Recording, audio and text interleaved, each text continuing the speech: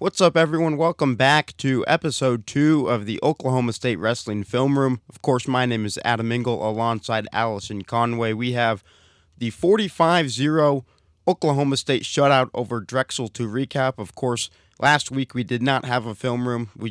We were in different places for Thanksgiving, and just the logistics of it didn't work out. But here we are with the Drexel duel. We're going to start at 149 with one of two pins that was in this contest. It was a total offensive wrestling fest, if you want to say it that way, for Oklahoma State. 8 bonus point victories. But Allison, let's start here with Kaden Gfeller. We're going to run it through one time, and then we will dissect it a little bit. Sounds like a plan.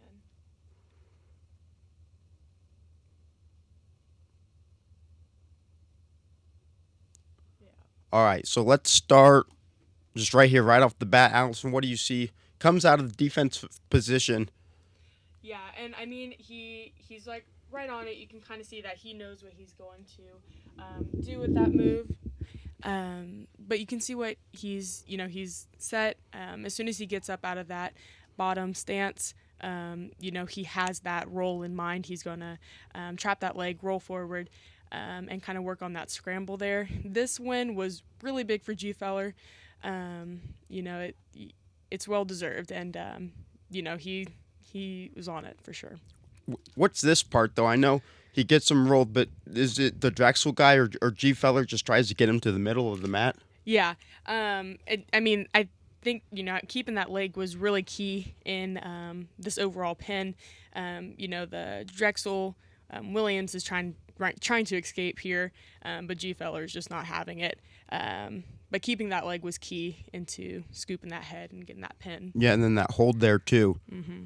And on the ESPN Plus broadcast, Leroy Smith was talking a lot about Gfeller's hips. How important were those hips in getting that pin? Yeah, you can kind of see he switches his body, kind of teeing up with Williams.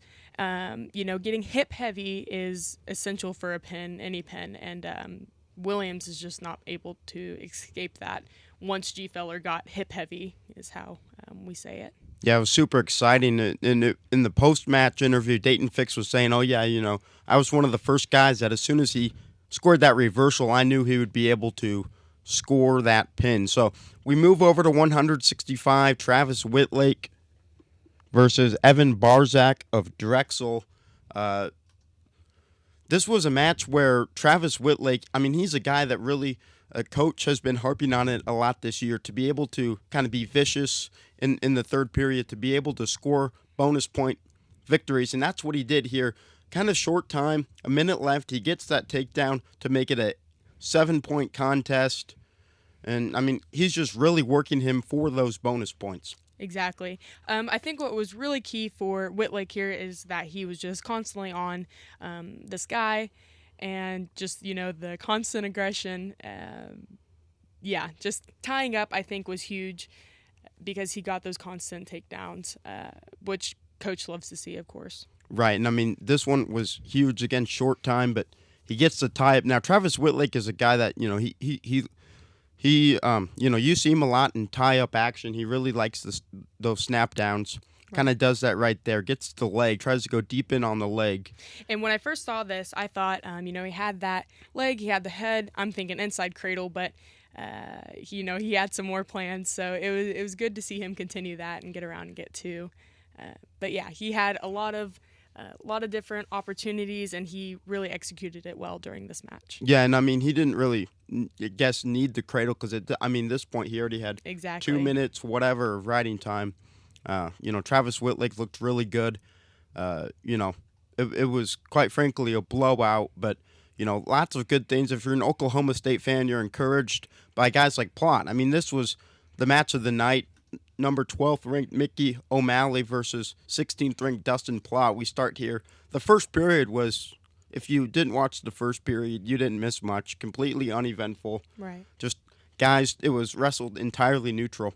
They didn't get much at all. Right, and it scared me at first because, watching the first round, I'm thinking, this isn't a good start for Plott, especially going against someone like O'Malley, who's ranked number 12. But, starting in the second round, you see just a change in Plott's performance, almost just like a completely different mentality starting in the second round. Right, and you see it right here, right off the bat. He wants that, right? The defensive. And, I mean, look at the hold. I mean, it's a real tight hold, O'Malley. He tries to break him down a little bit. And this is O'Malley's strong suit. Watching him wrestle, I haven't really watched him wrestle before, but it seemed that he was pretty strong on top. So for Plott to, get that escape, that was pretty big.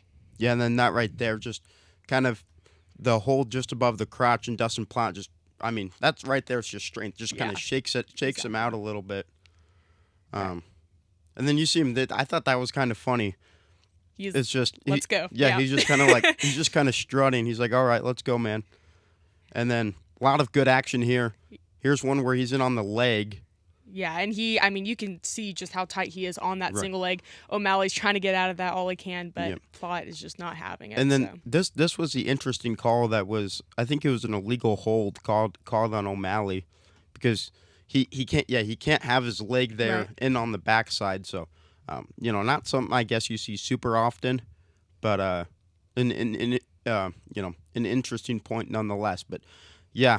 This was a really good sequence. I mean, these guys were going at it. Exactly. And just the level of quickness, the past matches I've seen Plott this season, it's just the level of quickness was just extraordinary here. Mm-hmm. And, I kind of was worried right here. He had his head down, but, Plott, this is beautiful. This is the big one right here. This was proof that this was his. That's just the brute force. I mean, I was kind of surprised. Like you said, I didn't know much about O'Malley. Obviously a really good wrestler, but he has a really low stance, a smaller guy for 74. Mm-hmm. But he tried to throw Plott. Plott wasn't having any of that. He was not having any of that, and he just gets right back on top for that too. But man, it was a fun match. Yeah, but after the first round, it's just that level of aggression completely changed, and Plott, performed great, and Coach was so excited to see that in Plott, especially after that injury last season. Right, and the other thing was Plott, or Smith was talking about. He's like, last year, he kind of had a rough year with a multitude of reasons, injuries. I think COVID just kind of hit everyone, but he was saying that he needed to execute in third periods, and that's what he got out of him Sunday. The other thing, again, Leroy Smith was mentioning, Dustin Plott, he didn't really need to break him down, O'Malley. Mm-hmm. I mean, O'Malley, Dustin Plott just kind of played it safe, just returning him to the mat, getting that riding time, just kind of being a little bit conservative, if you will, in that third period. Right, and this is just exciting to see Plott. If he continues wrestling like this, which he will, throughout the season, it's a lot of good things are going to come his way. Because he, watching this match, I wouldn't assume that O'Malley's ranked 12 and Plott was 16th. So it was really great to see that victory for him. Yeah, it's a very good observation. This was a good one. And in this one, Dakota Geer, this was a blowout. Now, of course, Dakota Geer's style is the style to get points, catch and release. He's a super high-scoring guy. But, man, against McLaughlin, you saw it a lot. Geer's just all over him. Yeah, and watching this match, you can kind of see Geer get into McLaughlin's mental aspects. Towards even the second round, McLaughlin's just kind of giving up and trying to keep going, because Geer is just always on McLaughlin and constantly moving, and that's just the type of wrestler Geer is, and it really benefited him. Yeah. And something I just wanted to point out, this was a real nice single leg there. Yeah, and actually looking for both legs. Yeah, just kind of circling around. Yeah, and that's what you want every single time. Mm-hmm. So a lot of wrestlers are going to take notes from that. But right. Just that catch and release is kind of his thing. But just the constant movement, I loved watching during this match. Yeah, and that's another really nice takedown. You see the Drexel coaching staff; they're all. At that point, there's nothing you can really do. Yeah, going against Dakota Geer. Yeah, you just have your guy out there. You see their reactions. Oh man, there's another one. Yeah, and he is just so tight on getting those legs in. Right. That snap down right there. Yeah. That was real quick. But I don't think there was a single time he didn't have control over this match. Mm-hmm. But that was really exciting to watch, and just the head control over McLaughlin, and when he wanted that leg, he got that leg. So Right, because I mean the thing with Geer is he's definitely a big team guy. He knows that when he goes on the mat, he's always looking for bonus points. Dayton Fix said that post match too. He says, "Hey, if we're gonna win our 35th national team title, we need to be scoring bonus points." exactly. And that's what they did. So that was the end of that. But where was it? It was just here, like this part. I know it's super basic, super fundamentals to get that and then get that circle those legs. But Oklahoma State, I mean, they're always a really technical team. Mm-hmm. It's, again, super fundamental to get those legs around to get the two. But And then climb up. But right? Dakota Geer just, I mean, they make that's really good technique there. Yeah. Really strong technique. And what's so awesome about watching Oklahoma State wrestling is that, they're a very technical team. They make these moves look easy, but Mm-hmm. these are, like Fix said, I believe, after the duel, these are D1 athletes. These are guys who wrestle, hard, and they make these technical moves look easy, Oklahoma State wrestlers.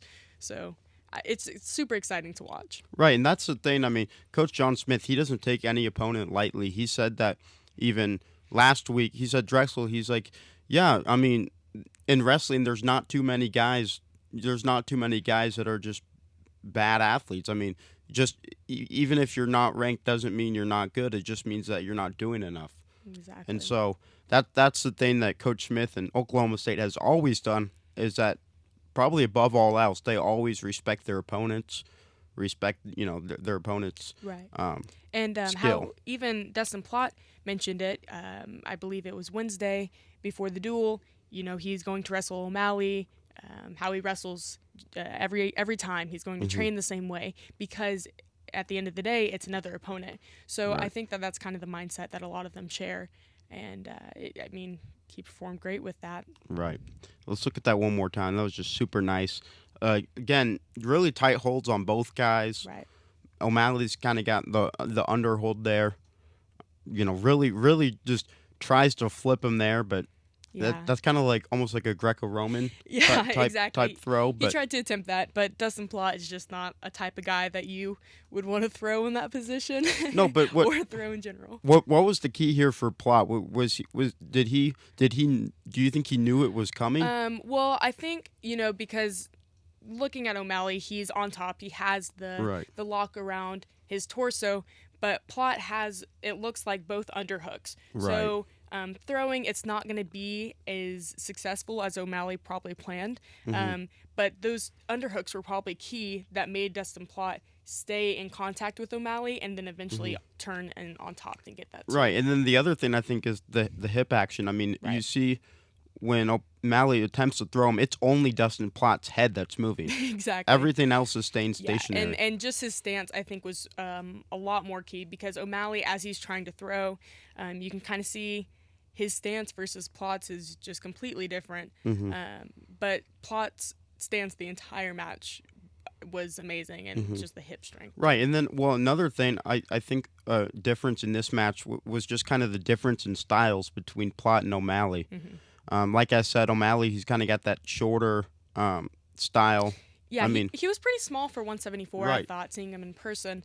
But yeah, different styles for sure. And I mean, that's the great thing about wrestling, especially when you get a school out of the EIWA like Drexel. They're a bunch of Eastern guys, Pennsylvania, New Jersey, New York style wrestling, and then you get guys like Dustin Plott who are just that Oklahoma native, right? that Oklahoma, that super just strong and tough type wrestling. Right. O'Malley, I think he's a good definition of the Eastern type of wrestler. Just that style.